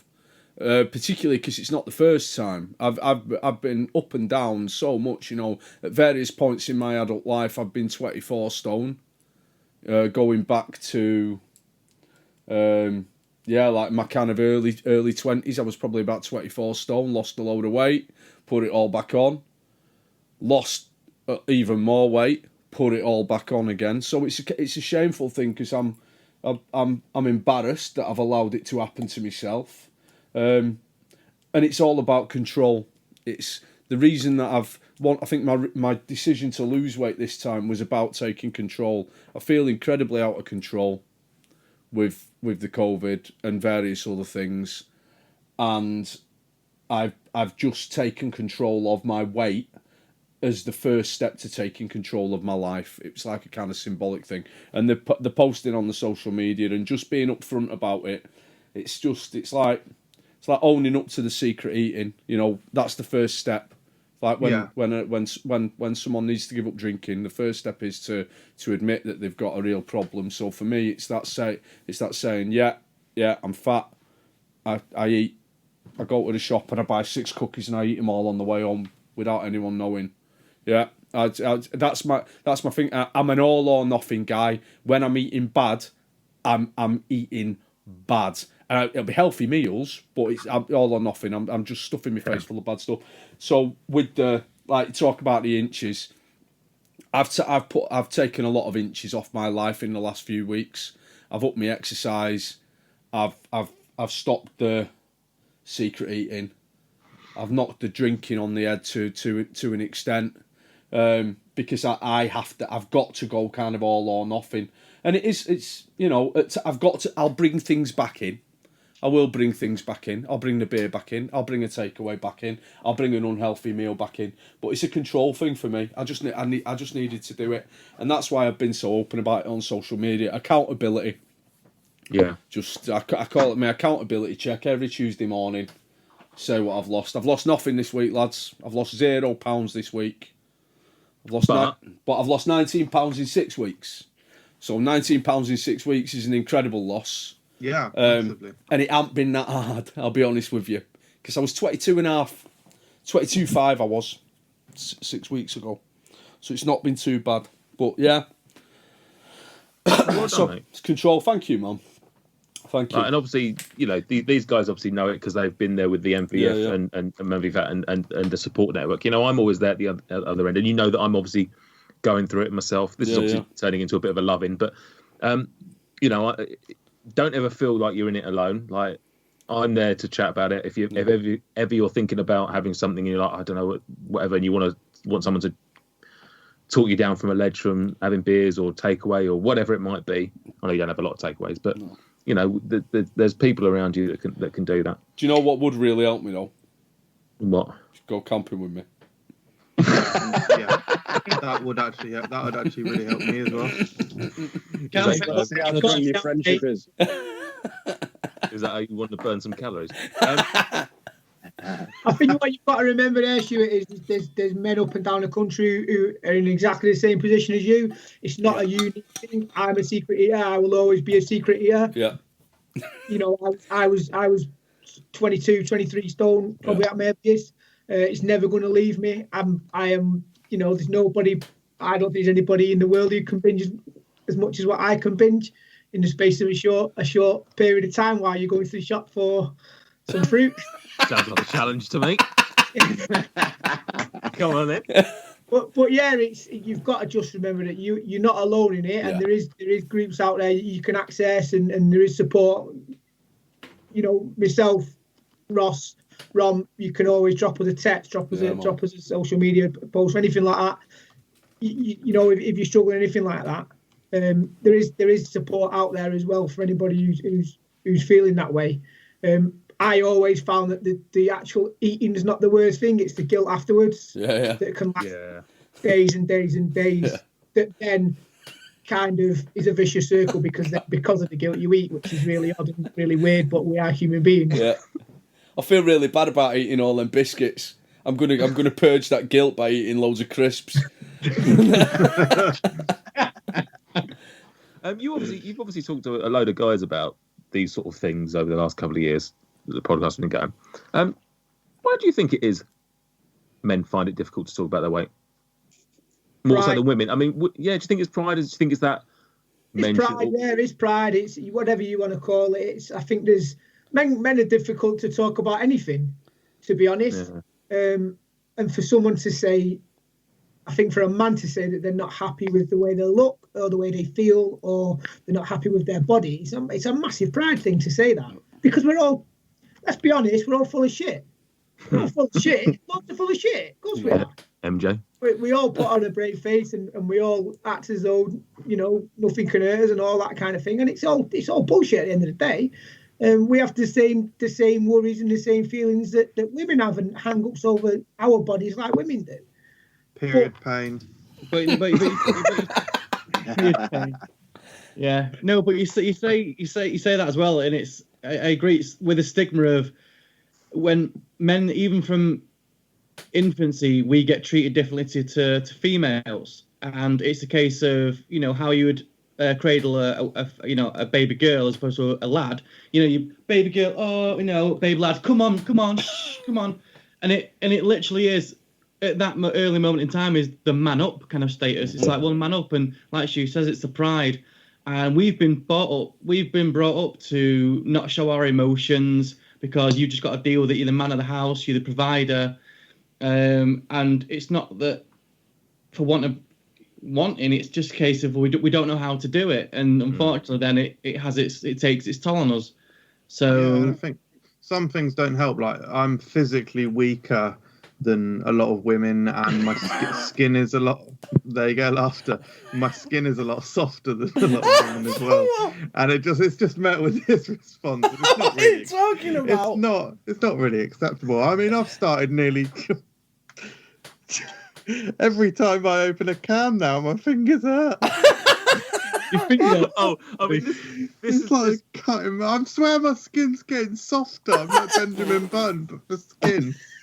Did you know there's a secret ingredient in Pez Softener. Back on the pants. I was going to just say, though, to be fair, MJ, your skin looks radiant tonight. Thank you. You know, Particularly. like, genuinely, right? I know we're having a laugh at that. When I came on, I think your skin looks a hell of a lot better since last time we were on that podcast. Like genuinely. Have you been taking a bit more water on and less sugary drinks, or? Nah, it's probably just the lights on. Just the lamps on. That's it. That's all it is. You say drinking more water. He always on his stag do. He was drinking water. I do regret that. That's all he drank on his stag do. I do regret that. He had one cocktail. Yeah, I had one cocktail. I bet he had a cocktail, didn't he? Italian colada. Yeah, no, I do regret that. Yeah, I'm sure you do. Didn't invite the right people either, did I, Stuart? No, you didn't invite the right people. No. I do regret that as well, actually. Good. Sorry, when you say you didn't invite the right people, do you mean you should have invited more people, or the people that came to your stag do shouldn't have been there? Same amount, just different. Right. Okay. Oh, well, he's not on the podcast. We'll just say Gossy. Lovely. Well, I think we've talked that to death. You know, it's as I say, it helps. Yeah, all right, mate. Jesus Christ. Just say we filled our boots. So I don't say we talked it to death. Fucking hell. Good subject. I'm talking about your stag do. Yeah, we've filled our boots with that conversation about healthy eating, and yeah, it helps that I'm obviously doing it myself, and I thought it was a good time anyway, just to get you guys on. So thank you very much, MJ. Yeah. Social media, please. Suck man, it's time for questions that you posted on all the platforms that you utilize to provoke our replies. Although increasingly I'll posting the forms of statements that require no response, as opposed to the questions we requested in our initial posts on the aforementioned Suck Man. Yeah, and on that note, I just having this conversation has re-inspired me to, at the very least, put in some marginal gains and inches. And, Some gains.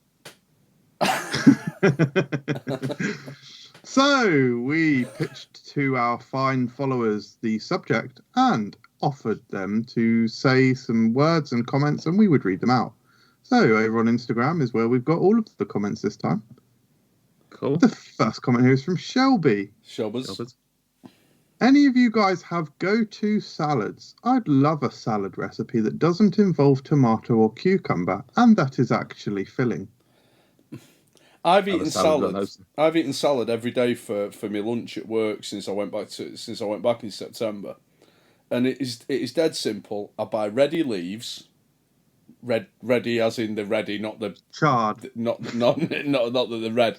I'll buy like just a mixed salad, half a bag of that, few cherry tomatoes if I can be bothered, and then I just get falafel and I put 3 like falafel balls in there. Okay, yeah. and then it's a fruit salad, Stuart. Fruit salad, yeah. And then the key to a tasty salad. Here we go. What's the word, Nathan? Crucials, yogurt and mint sauce and a bit of sriracha, and that's my salad every day. And I know that the Crucial sauce it's not fat free, it's not this, that, or the other, but makes me big bowl of lettuce and my falafel taste dead nice. And actually, I love it, and I look forward to my lunch every day, and I am not sick of it. Sometimes when it's a Saturday, and like what should we have for lunch, I'm thinking to myself, shall I just have a falafel salad? Or like, I'm genuinely not bored of it. I'm eating porridge for breakfast every day, and I'm having falafel salad for lunch every day, and I'm still buzzing off it. What's falafel? So the Ramona's one is absolute bumtings, but I've not been Costco, so I get that when I go Costco. I get that Ramona's one, but I'll buy them Gosh ones. They're all right. The Cauldron ones are a bit naff. I've had them today. Moz's own brand ones are all right. Let me just check, because I've had one of these. One of these rings a bell. The Cauldron ones are a bit mushy, but the Ramona's ones are absolutely banging. I'll be going Costco the back end of this week, and I'll fill me. Well, my freezer's broken, so I won't be filling my freezer full of them. But I wonder if you combined hummus with low-fat yogurt. I wonder if that would be a good salad dressing? No, No. it'd be weird. Yeah, it'd be weird. Low fat yogurt. Your low fat yogurt with sriracha's nice though. Yeah, Have you ever done that? That'd work. Yeah. Bit of lemon juice in it, maybe, if you want that hummusy. Yeah, but yeah, sriracha's great. But that Crucial's yogurt and mint sauce is brill. It's dead good. Does it have vinegar in? No. No idea, mate. Well, certainly doesn't taste of vinegar if it does have Taste vinegar of in yogurt and mint. Interesting indeed. Buy it from B&M's, Michael. Or Poundland. Or Poundland or Morrison's. Mate. Oh, is that the one you always got a burger van? Yeah. Yeah, Asda as well, yeah. Yeah. Shopping on a budget, bang on. Yeah. But he does my napping, the fella on the new Asda adverts. Oh, fuck off. He's an absolute jeb end, isn't he? What is it? What's he playing at? But no, it's good. They're good. Have you not tried the Crucial sauces, Stu?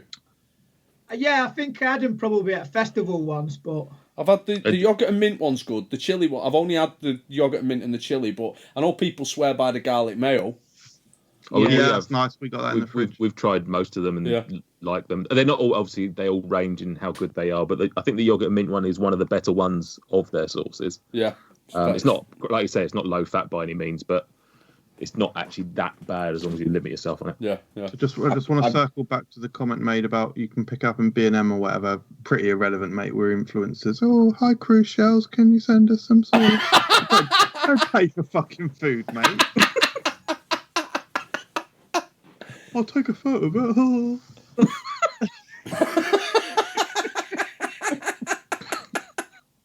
is that how you become influencers? Sort of. Just like an absolute wanker. Taking notes from. No, because I read the story on influencers where this woman was like, "Oh yes, I see you've got a 4-star hotel, and I'd like to come and stay, and I'm an influencer, and I've got 10,000 followers on Instagram, and I can come stay for free and promote your hotel. Yes, quite what? And basically, she just got told a big fuck off. We have our own social media site, so no, thank you. We've got paying customers. We don't need you. There you go, Michael, you dickhead. Whoa! I'm on the side of the non-influencers. Amelia X_Amelia_Hills_X has actually replied to Shelby and said quinoa is great for salads. QUINOA. It's quinoa. Time for some quinoa, flavorless quinoa. It's like a cross between some rice and an ancient grain and a such as no. Had it down to a T then.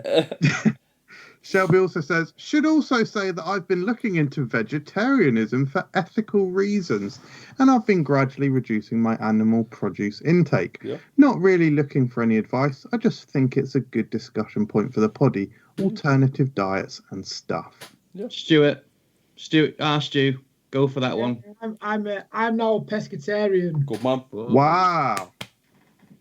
Hates fish. Oh yeah, I'm now a pescatarian. More for ethical. No, I don't really know why. I find it weird when people slate vegans and stuff. I find it odd. Like, I don't go to somebody and say, "Do you eat beans?" You know, well, fucking why not? Correct. You should be eating beans. Don't tell me not to eat beans. I love beans. I just find it really weird. It was. I don't know whether it was an ethical thing, but I just think I could do with eating less meat anyway. Yeah. So I'm on a pescatarian train. Like that's it now. Do you reckon you won't eat? No, I think I'll be quite. To be honest, I'm not like mad like religious about it. Like, I think that eyeing up a turkey at Christmas, are you? Well, yeah, like I'm genuinely like quite flexible with it. Yeah. Like, I'm not going to say I'm never going to eat meat again, but I'm just going to try and eat a bit more fish and less meat and a bit more veg. Just a reminder that Stuart picked the burger over the vegetarian pizza option earlier. Burgers can be vegetarian. I'm the same, mate. I've not eaten meat since August, but I do this fairly regularly. My wife's been pescatarian for best part of 30 years. So I'm not giving up, but I'm not in any rush to eat any meat at the moment. But I'm struggling to see how Christmas can happen without me. Yeah, Christmas is an issue, I think. Yeah. But I'm not like one of them people who be like beat myself up if I have a turkey leg at Christmas. And also, I kind of, if I'm out and I'm having a meal, I won't dismiss the meat course. You know what I mean? Yeah. I'm not going to be like not eating that. If it's a burger that I like, I'm like, yeah, go on, I'm out and about. Yeah. But like 95% of the time, I'm pescatarian. Yeah. Good man.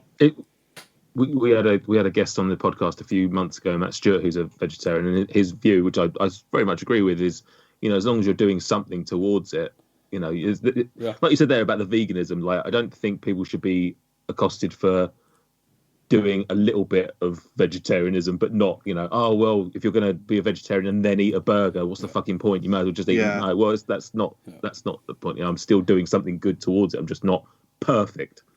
I just find it really weird, Nate, like when people there's this massive debate about veganism and vegetarian. I just find it really odd. Like it's weird to put in your mouth and shit out. Like who's bothered?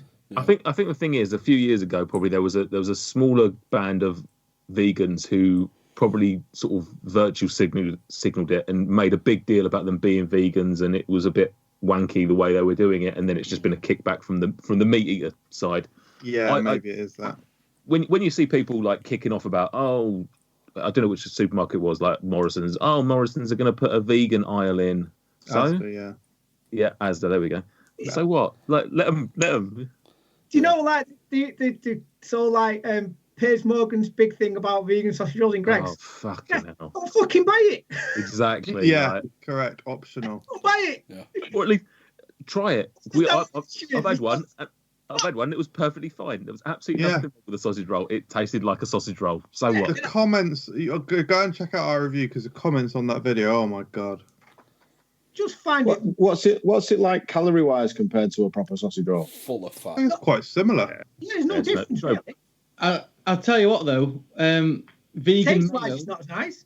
Like genuinely, like a normal sausage roll tastes nicer. It's not a bad alternative if you're vegan, but no, yeah, I think they taste really similar. But going off calorie, vegan mayo is like treble mayo in calories. Really? Yeah. Wow. It's like 500 calories per 100 grams or something like that. Wow, I wonder why that is. That it must be something that they used to replace the egg. Maybe it's just got more oil in it. Oil, yeah. Higher fat oil, maybe. Yeah. Avocado egg. It's shaped like an egg, isn't it? So it's just a green egg. Green egg with a stone instead of a yolk. Cadbury green egg. Yeah. Which green egg? Maddie Madworld. Oh God, Madders. She says, "I'm not healthy." She's not, right? No, she's not. No, she's got an unhealthy obsession. That lass. Yeah, fair comment. Bong Lungs. Bongers. Jason. Do you like FIFA? And can I have a birthday shout out for Uzi Char? Just say happy birthday to Uzi. Happy birthday, Uzi Char. Happy smoke day to you. Brilliant. Oh, sorry. I didn't put any. Sorry. That sounds. I'm getting the inference that should have been sung to the tune. Yeah, but I still can't suss it out, actually. But yeah, happy birthday. Sorry, Roman, did you do a little bongers there? Yeah, I did. I had to, because I listened to his podcast when he had him on, and he's probably the happiest person I've ever heard in my absolute life. And he just described himself digging into a few bevies, sat on his couch, just happily on this podcast. Then him and Stuart just got on a massive half-an-hour talk about just ales and stuff like that. Twiddling thumbs trying to get into the conversation. He's good lad, bongers. Get onto YouTube, Ellie2 Stiffy. His like unboxings and whatnot. Oh my god, they're just brilliant. Big up. Bless his little heart. He did an unboxing recently. He unboxed his Spurs jacket. And he's filming on his phone, bless his little heart, and like he's obviously can only do one hand when he obviously can't open with both hands and hold the phone at the same time, so he just puts his phone down the jacket, so you've got about 30 seconds of just filming his bed sheets. Oh, bless him. Cracking video. Well done, Bonus. Happy birthday, Uzi Charles. Happy birthday, Charles. Yeah. FIFA's good, yeah.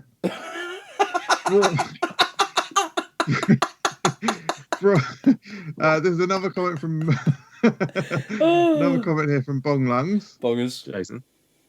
brought 2 footballs no one wants to play. I'm kind of like that guy from Coney Island who says Warriors come out to play.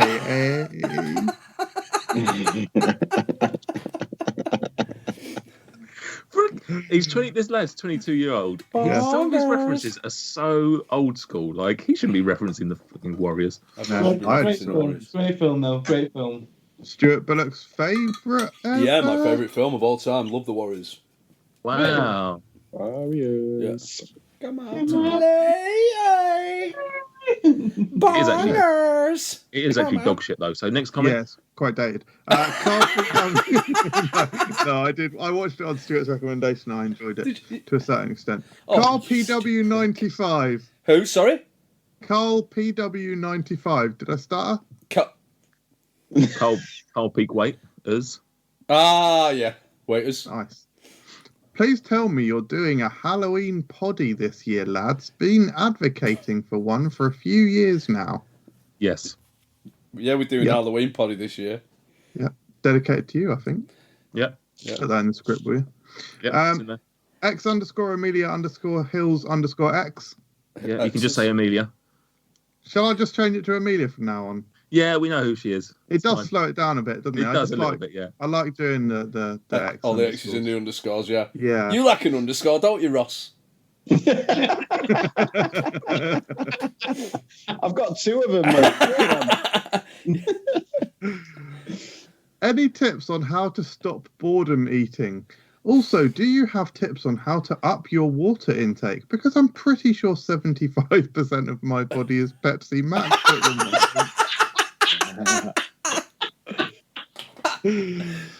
Mate. She answered her own question, to be fair. Yeah. Yeah, sounds like she's getting plenty of water. Pepsi Max is what, 90% water? Fine. No, that is the one thing I've never struggled with. I drink loads of water, so maybe it is just a habit thing. I've always just drunk loads of water. If I'm having a drink, it's usually water. Yeah. For the boredom eating, I just want to go over to Roman. Presumably you don't struggle with that. You just crack out the sock.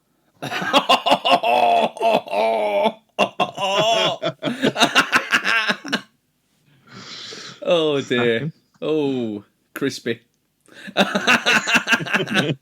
That's some off-air bands that there's.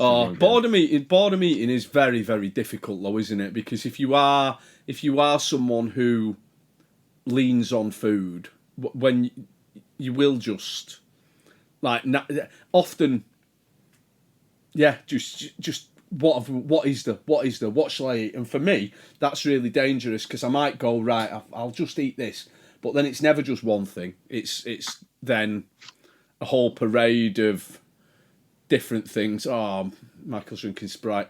I find it. I've made a conscious effort to drink some water tonight. I think it's one of the things that's really helped me with my weight loss. And I struggle at work because I'm not allowed to go for a wee at work.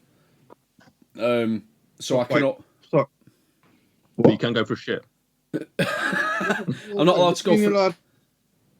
What? What do you mean you're not allowed to go for a wee at work? I'm not allowed to just go for a wee whenever I want. I can only go for a wee like on my breaks and that. I've seen that scene in Shawshank. Well, I can't just leave my classroom, can I? And go for. I have to. So, like, when I'm drinking a lot of water, it just goes through me. So. Oh, okay, right. Like, so I'll be standing. You know, if I'm teaching 3 lessons on the bounce, I have to basically just desiccate myself. Otherwise, I can't get through it. Can't you just put a bucket in the corner or something? Yeah, I mean, it's frowned upon, isn't it, to get the old fella out in a classroom full of teenagers. It's not. It's only frowned upon. It's not illegal. First day of teacher training, that, mate. You not got a desk, no? Just open the drawer. I forgot you were a teacher, Stuart. I thought you might work for Amazon actually for a moment. Or semi-political. Yeah, so I just want to say, actually, when I held up a sheet of paper pointing to my drink saying it was Sprite, that was some sort of vague joke, like along the lines of, oh, you could pretend you're drinking water when you're actually drinking Sprite. It was actually water. I don't particularly like Sprite. Brilliant. This is the worst thing. What? I just wanted to say that. Then the final comment here is from Ben Loves Cheese. Ben loves FRUK Unwrapped podcast. Correct. I really want to know if there's a good vegan cheese to buy and review it one day. No, there's Simple not, no. answer. Simple answer. My missus doesn't eat dairy, so she's on a vegan cheese. There is no such thing as a nice vegan cheese. Yeah. What is it? I've never tried one. What is it? A consistency thing? Is it a flavour? What's one? Consistency, taste, Everything thing, yeah. texture. Gets stuck to the roof of your mouth if you melt it, like in a bad way though. Yeah, and if it melts. We're not there. Exactly, precisely. We're not there yet. Not there. One day we'll have smell-o-vision. We'll have the ability to record smells, and we'll have devices that can emit smells. And one day we'll have good vegan cheese, but we're not at either of those things yet. Elon Musk will be sat on Mars before they have a nice vegan cheese, let me tell you. Good, best place for him. Dick. Can't Are stand him. there vegan like soft cheeses, or are it all just like your Philadelphia's and your Laughing Cows and stuff like that? Are there vegan versions of those? They do the full range, and they're all absolutely terrible. I've had one reasonable vegan cheese experience, and it was some vegan tacos. They're called, I can't remember what she's called. I had them in Leeds, but the woman actually, she's based in Chorlton, and Well, that's a good story, man. Carry on. It's better than your Sprite story. everything's better than his Sprite Go on, story. man, get him. And on the vegan tacos, you know, like the Mexican queso, like it's basically like crumbly feta type stuff. It was a vegan one of them, and it was all right. It was all right. It wasn't horrible. On like a black bean and cheese taco thing.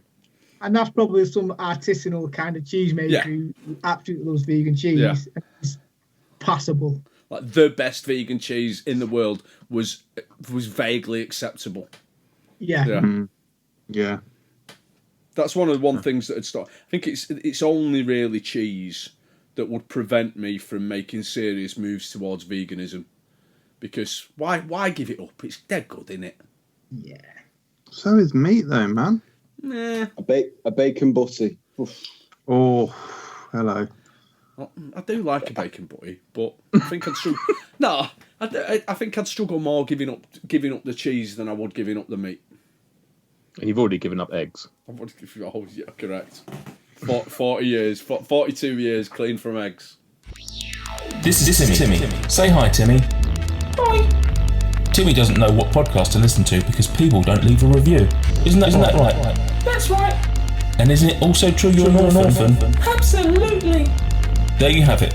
Conclusive evidence that orphans, and definitely not me using a higher pitched voice, have a harder life because you don't leave a podcast review. Review us today. Save an orphan. Lovely stuff. Is that it, MJ?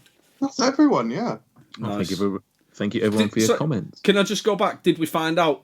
Only MJ answered the question about FIFA, and I think that's really what the entire podcast should have been about tonight. How does everyone else feel about? What I'd like to know is, how do you feel about it on a scale of 1 to 10, where 10 is you love it more than your wife and children, 1 is you hate it, and also I also want another rating of how much are you having yourself on FIFA. So I would say I'm a 6 for how much I like it, but I'm an 8 for how much I'm having myself on it. Yeah, I'm probably a 6 for liking it and a 1 for having myself, whatever that means. That's a northern thing if I've ever heard of it. Having yourself, do you not? Having it. I mean, it's very, very. How well I rate myself. Yeah. Oh, right. 1, yeah. Speak English, yeah. Go on, MJ. You can go. 3 out of 10 for liking it. Like 1 out of 10 for 0 out of 10 for quality. I'm dog shit. Pathetic. Stu, You guys. I don't play video games. I'm nearly 40. And it's also the fact that he still calls it video games. You don't need to put 10p's anymore, Stu. It's all right. That's why his PS3 broke.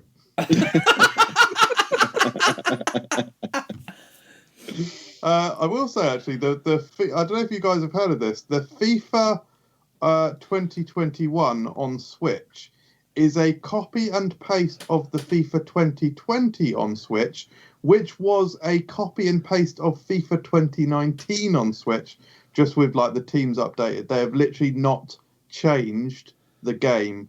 It is absolutely fucking disgraceful, and they're still charging full price. It is Disgraceful. Punishing And you for also- playing games on a children's console. Right. Also, I nearly bought the 2021 for last year, and they don't make it that clear on the box. It's fucking shameful.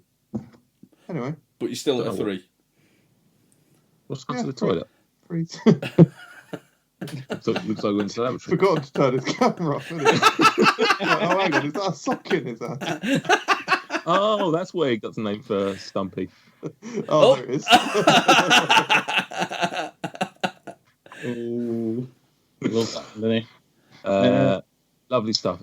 Stuart, do you by any chance have Sweet or Saviour to hand? If Correct. not, then we can just ignore it. Correct. Lovely. Ross, we didn't have a game to play with all three of you, so we're going to play a very quick game of Sweeter or Savourier. Stuart, you can explain the rules to Ross. The other guys can just watch on and laugh at Ross when he gets the first one wrong. Can I just say something? It's time to play a game! It's time to play a game. Let's play a game. It's called Sweeter or Savourier. We pull the name of a foodstuff out of a hat. You tell us what you think about that. Will the next foodstuff be sweeter or savory? Will it be sugary or covered in sour? There's just no way to know. But you must predict. Will the next foodstuff be sweeter or savory? Right, it's a very simple game, Ross. I've got a flat cap here. And in the flat cap are a number of names of products. I'll tell you the products. All you've got to do is predict whether the next product out of that will be a sweeter product or a savoury product. It's very simple. It's play your cards right, but with a less kind of noncy host. Actually, I'm not sure that... I never got that vibe about Bruce Forsyth. I'm just throwing that out there about Bruce Forsyth, and I never got that feeling about it. He liked to Miss World, didn't he? I don't think he went after kids. We went after women without asking. Really? I think the context here is that Stuart suggests that he's the less noncy one. I think that's the troubling bit I've got with this whole thing. Dearie me. Nathan Peterson, right? The first product out of the Northern Flat Cap. I mean, he probably could have reached some places with that chin when he was doing some. Do you know what I mean? That's God. Yes. Oh. The first product out of the Northern Flat Cap is it's Quavers. Will the next product be a sweeter product or a savoury product? That's a bad product, that, because it's sweeter than Quavers. Sweeter than Quavers. Yeah. We've got Nutella. That is sweeter than Quavers. Will the next one be sweeter or savourier than Nutella? It's got to be savoury. You can't get much more sweeter than Nutella. Savourier than Nutella.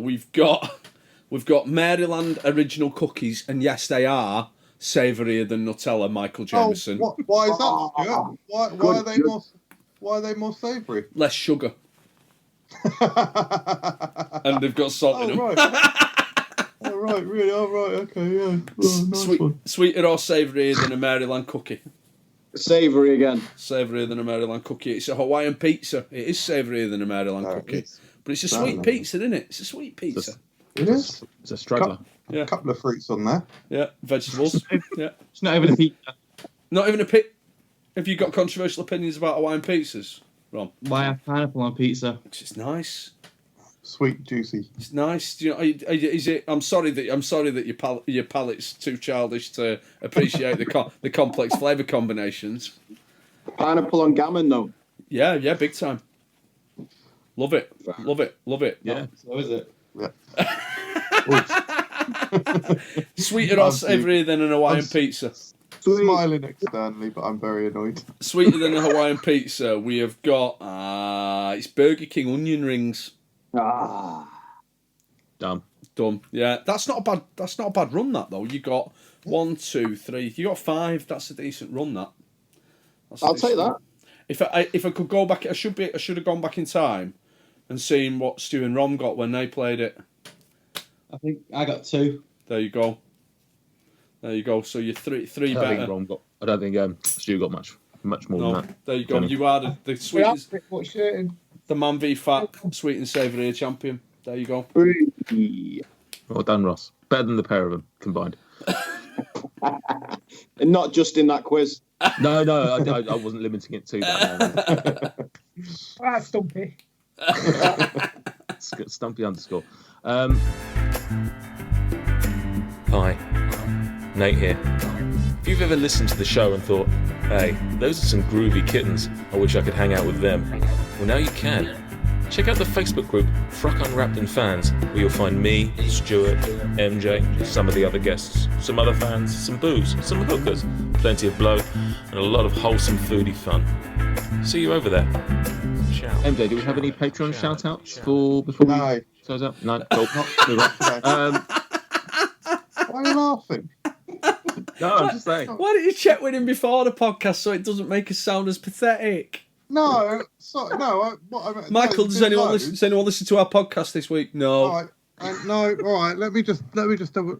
Okay, I checked earlier today. We've actually had some in, so we've got 3. So big thank you and shout out to our new Patreon supporters. We got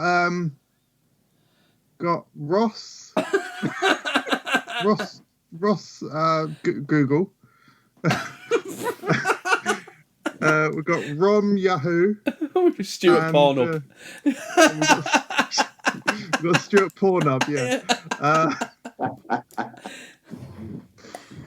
Thanks, guys. We know what 3 tabs Michael's got open on Chrome.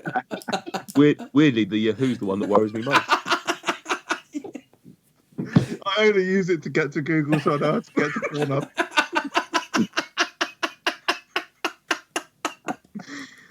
Anyway, if you wish to assist us and the main Food Review UK channel, please do head over to patreon.com.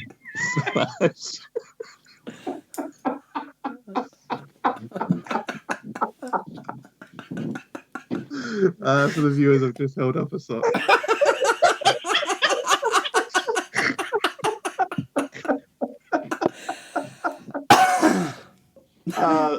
That's crappy. I removed it about 5 minutes ago, thinking it would make a good sign off, but it seemed to come up quite well there. Removed it from where? All this time, straight face. You got some talent, mate. Oh God. Oh, it's Paul. If you want to support a podcast that makes masturbation jokes, then please do head on over to patreon.com/Food Review UK, where there are 3 tiers. MJ, what are the tiers? It's like similar to any normal sort of system. There's 3 tiers: silver, gold, and diamond. Yeah, diamond. The typical 3. The diamond tier. The pubs are shut and you're not allowed to see anyone. The gold tier, you can go around your mum's garden. The silver tier, you can go in your mum's house. Yeah, bottom tier as it always is. Lovely stuff. And that is then our show. So big thank you to Stuart, Roman and Ross thank you for coming on. I hope you've enjoyed it. It's been great having you on. We've obviously talked a lot about the state of the nation and the state of ourselves. But thank you. Where can people find you? Rom. What's up? So it's Man v Fat podcast can be out on SoundCloud, Apple, and Spotify. And then Instagram and Twitter is at MVF Pod. I think is MVF Pod. Stuart, That sounds about right, Rom. Yeah, it's our choice. just Google us. We'll put links in the description. Just come and find me, and I'll send you some links. It's fine. Oh, where can they find you, Nathan? Oh, I'm around. Thank you, Stuart and MJ, for joining me as ever. Hope you've enjoyed it and found it as informative as I have, and certainly learned a lot about socks tonight. Yep. Thank you, mate. Enlightening. Yep. Want to make some awful comments, awkward things that make this closing out weird? No, I'd just like to once again reiterate that I think it's very important that for the sake of your friendship with me, and also for the sake of your relationship with your wife, that you give some serious consideration to the camping issue, because I know it's not. I know that your wife also finds this a problem. It's not just me. Yeah. It's not just me. She has spoken to me on several occasions about your reluctance to go camping and how you either sort it out, or she's gonna find a man who will go camping with her. That's a weird way to word this whole thing. When I know that you're a man that will go camping. Basically, I'm saying Yeah. you either go camping with me, reading a lot or I'm between going these camping lines. with your wife, mate. It is, just to clarify, your wife has also reached out to me. I've actually got one of her messages here. So, Read it out. so it says, I'm worried about Nate not going to camping with you and Stuart, etc. Make mac and cheese and boiled chicken. Yeah. Oh, is that? Did she put that? She put that in the message as well. It's a weird request I've sent you. Yeah, weird one. Thank you, and we will be back in a couple of weeks' time when we will be doing that Halloween episode with first-time guest Warren Minnix, the man of the music. We'll have some big music chats with Stuart and Warren. So please do come and check us out then. And that's all I got. Bye-bye. Bye.